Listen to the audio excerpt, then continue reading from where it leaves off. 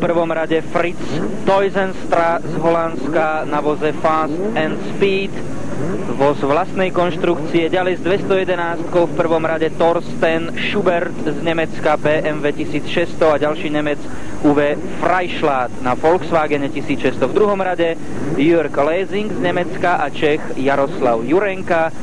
V treťom rade sa predstavia Petr Bartášek z Českej republiky a dvaja Nemci Karsten Grabovský a Sven Richter, a účasť z finále B medzi touto elitou si zabezpečili Alexander Jeludov z Ruska a Čech Václav Fejfar na Honde 1600. Mali sme aj my zastúpenie v B finále, však Jozef Sýkora na Yamahe 2x750 obsadil iba 5. miesto a medzi najlepších nepostúpil.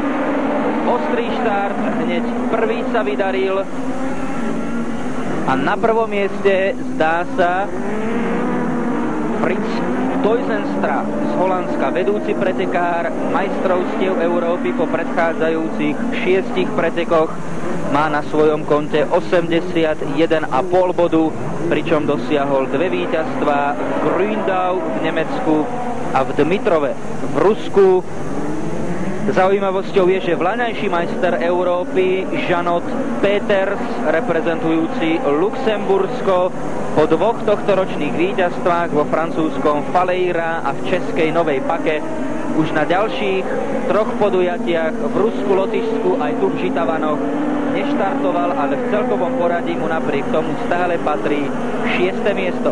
Na prvom mieste teda Holanďan Fritz Toysenstra, za ním Thorsten Schubert z Nemecka a na tretie sa prepracoval z druhého radu Jaroslav Jurenka na voze Volkswagen 1600.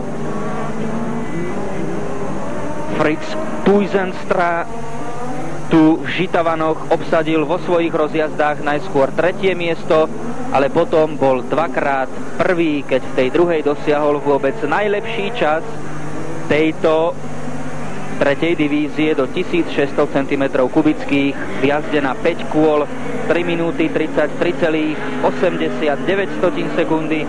Slovensko malo štvornásobné zastúpenie v tejto divízii 3. Jozef Sýkora sa predstavil v B finále, podobne aj ďalší dvaja naši mali v ňom zabezpečené postavenie. Miroslav Lašák a dvojica Igor Babulic a Ján Kurtulík, ale tí napokon kvôli problémom so svojím vozidlom už v B finále neštartovali.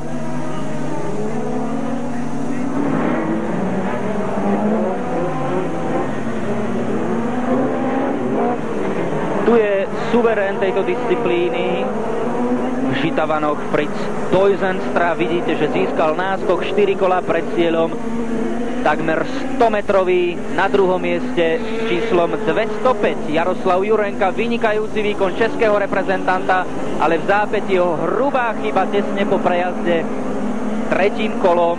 Obrovská smola českého reprezentanta, ktorý musí odstúpiť z 2. pozície. Na tú sa teda vrátil Thorsten Schubert z Nemecka na BMW 1600 a na 3. ďalší Čech Petr Bartášek, jazdiaci na Audi 1600. No a 4. Jörg Lezing z Nemecka.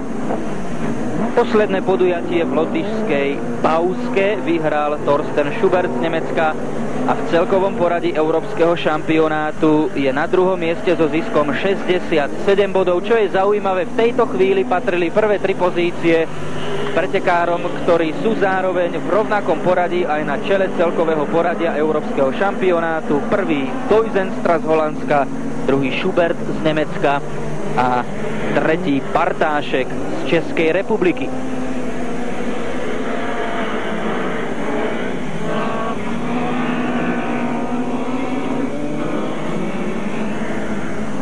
Problémy so svojím motorom má aj Alexander Jeludov z Ruska, to bol druhý muž B finále, práve sa na neho pozeráte s číslom 213. S najväčšou pravdepodobnosťou ho stihne rovnaký osud ako u českého pretekára Jaroslava Jurenku. 2 kola pred cieľom stále prvý Toysenstra, na druhom mieste Schubert, tretí Bartášek, 4. Lezing,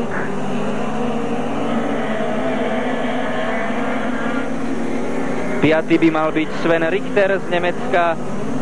6. tak nie, ten je až na 8. mieste. Pred ním ešte Uwe Freischlad a Karsten Grabowski.